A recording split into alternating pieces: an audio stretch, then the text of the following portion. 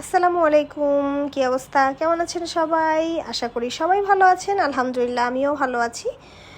তো কোরবানির পরে গরুর মাংস খেতে খেতে গরুর মাংসের প্রতি অনীহা চলে আসছে।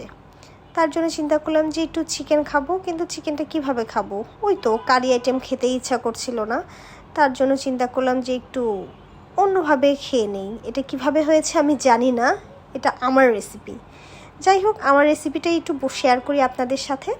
তো ফার্স্টে আমি মুরগিটা সুন্দর করে ক্লিন করে, এখানে আমি ফার্মের মুরগি নিয়েছিলাম, ক্লিন করে লেবু দিয়ে একটু মেরিনেশন করে রেখে দিয়েছিলাম, জাস্ট মেখে রেখে দিয়েছিলাম।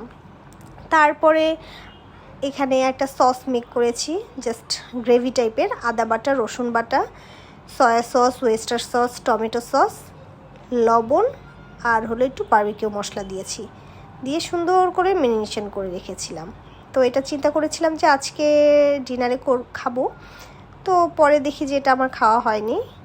আমাদের এখানে পুতুল খালামণি ইনভাইট করেছিল রাতের বেলায়, ওখানেই খাওয়ার জন্য বলেছে, সেজন্য ওখানেই খেলাম। তারপরের দিন আবার ছোটো আন্টির বাসায় দাওয়াত, সেখানে খেয়েছি। তারপরের দিন আবার শান্ত আন্টির বাসায় দাওয়াত ছিল, পরপর 3 দিন। তো আমার এটা করাই হয়নি, তো কী আর করার, পরে বাসায় রেখে দিয়েছি ডিপে। তারপরে 3 দিন পরে আমি এটা খেয়েছি, কিন্তু বিশ্বাস করেন এত এত মজা হয়েছে বলার মতো না। আমি অনেক মজা করে খেয়েছিলাম।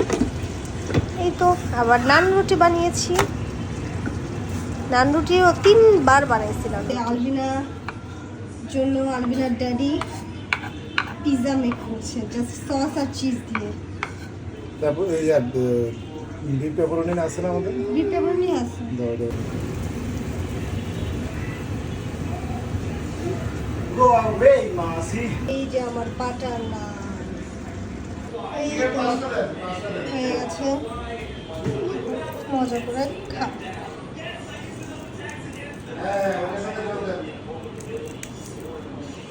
সফট হয়ে গেছে, এটা জানি না এটা কি হয়েছে, এটা কিছু একটা হয়েছে, চিকেন।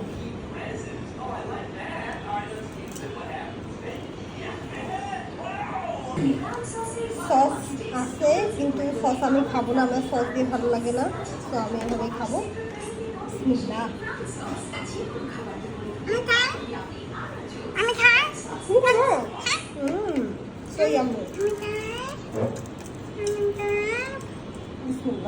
আলবিনার cheese pizza.